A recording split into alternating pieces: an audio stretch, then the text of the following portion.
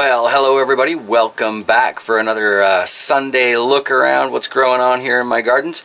I'm going to start though with something a little bit different. People have been wondering how it is the cat keeps getting down into the dungeon all the time. Don't I have a basement door?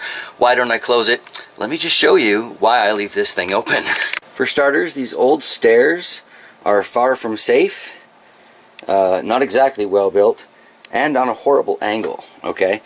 So if I have to, and here I go doing it, open this thing, I've got to like hold on to it, step back and down, and by the time it's actually open enough for me to get through it, I am stretched to my max. Thinking about putting on like a French handle so I can just kind of pull the rope and do it that way, deal with the cat problem. But until then, I just have my little fuzzy visitor who is probably asleep somewhere at the moment. Anyway, here we go. I did a little fiddling about and rearranging under these 3 LEDs because it is such an interesting red spectrum. Not quite sure how it's going to do. But if I recall, the houseplants did fairly well, so I'm going to put this weirdly side-growing Dieffenbachia down here, and the elderberry looks its proper purple under these lights, so that's nice. This poor plant has just been so ratched by the cat. I don't know if there's any coming back from where the cat put that one, but we'll see. And I decided maybe we'll try the rosemary down here, as it seemed to do better in the fall than in the summer, if I recall, so maybe this light will be perfect for it. And finally I transplanted one of the coffee trees into some of that nicer potting soil. A decent container, something better than a solo cup anyway, so we'll see how it does. Moving some of those plants gave me more room on the table here, and I got rid of that big box that I had everything on so I could kind of utilize what space I have a little better. And I'm kind of coming to a realization about the style of planters that I've been using as of late. I don't think I'm going to be using the ones that I've got for much longer because, quite frankly, I'm pretty sure they're a big part of why I'm killing all my plants. I went and checked the El Oro today. This big, beautiful pepper that I've been working so hard at trying to keep alive. See all that moisture out of the bottom? Well, I finally managed to separate it from its bucket, and it too was very, very flooded.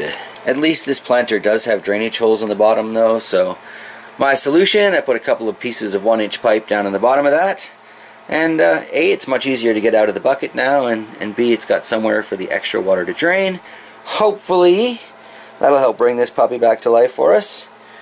Grow, my darling, grow. So while I just transplanted into these reservoir ones yesterday, I really don't know how long these plants are going to stay in there.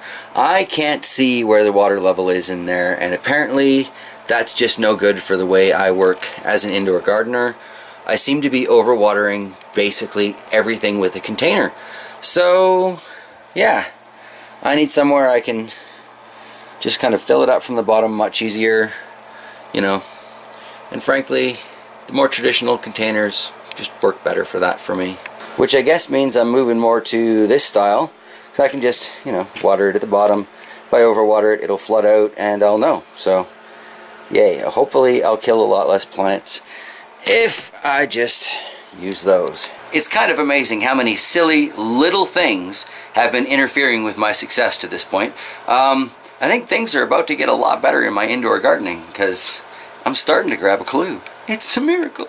So the biggest problem with my newest resolution on planters is that is significantly smaller than the 2 plants that still desperately need to be transplanted. So I think they're still going to go back into these containers, but I have to admit I'm really curious to find out just how flooded they are. And I am a little hesitant to move this one now that the ladybugs have moved in, because they just seem to be pretty content.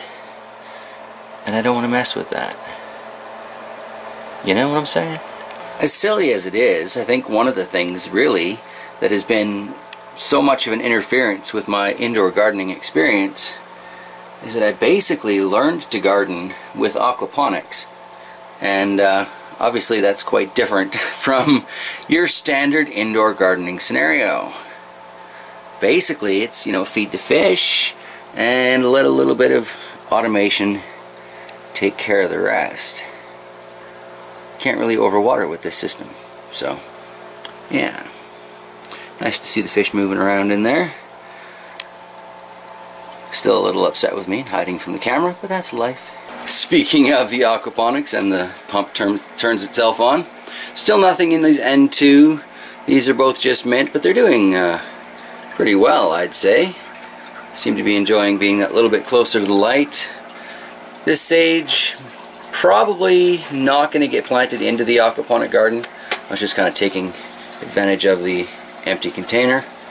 Green onions, as always, doing just fine. Can put them in just plain water and they'll be okay.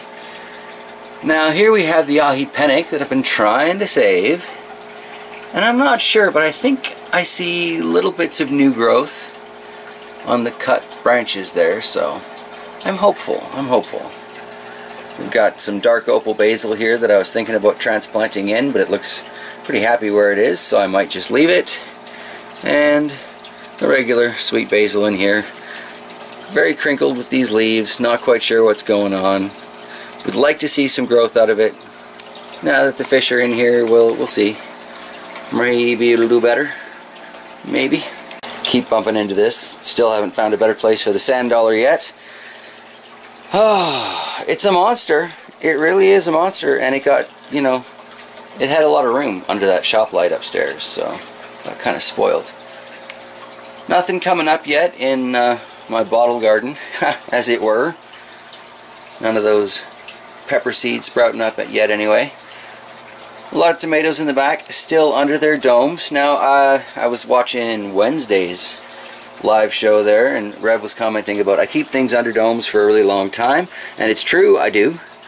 But it's ridiculously dry down here in the dungeon, and if I don't let them go at it slowly, they die pretty easy. I'm gonna have to fix that one. I bent it over.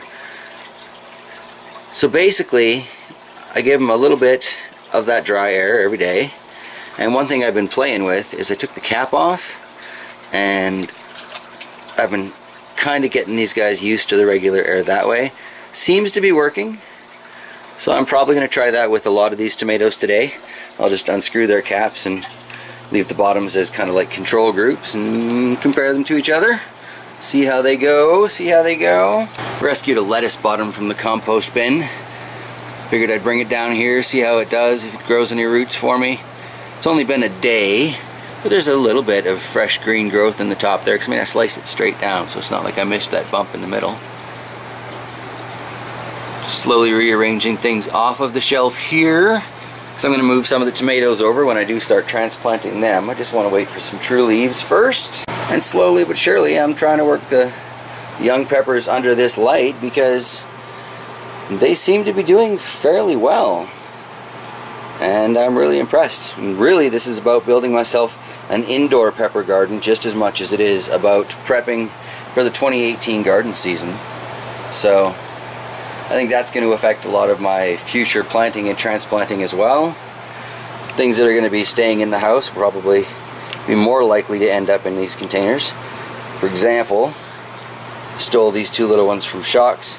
Well, we talked about it, so it's not really thievery, but she had them set aside for something else, and I ganked them for peppers. This ahi panic is going to stay in the house, so I'm going to start putting it into that style of container now, just to keep myself from killing it. Seems to be working well for this matchbox. It's definitely one of the nicest looking peppers. These double cups do work well, and I mean the same as that other planter. I've got a little chunk of PVC in the bottom there as a spacer, and there's nothing wrong with it, you know. Takes up way less space that way. So I think I'll be using this for a lot of plants that are still destined to head outside. We learned last year if I just kind of continue cutting around the base, then it's fairly easy to get them out of there from that point. And these styrofoam cups are going to be great for when it comes time to go outside, because worst case scenario, you can break off styrofoam pretty easy. But I got to water these from the top the whole time that they're going to be around. So drawbacks. Pretty easy to tell though when this has got water weight and when it doesn't. It's just with these larger planters, it's really hard to know. I've thought about getting one of those, what do they call them, hydrometers. But again, that's just another thing that I have to deal with in the garden, and I try and keep it simple, and when you start adding things, it's no longer as simple. adding toys is fine. Toys still keeps it simple. Anywho, I've got a little bit of transplanting that I want to do and a few things I've got to get done this afternoon, so I'm going to keep this short and simple, keep it kind of quick. Thank you all for joining me, and yeah, I'm not quite sure what we're doing tomorrow, but I'm pretty sure we're doing something, so I will see you guys then. Take care, everybody.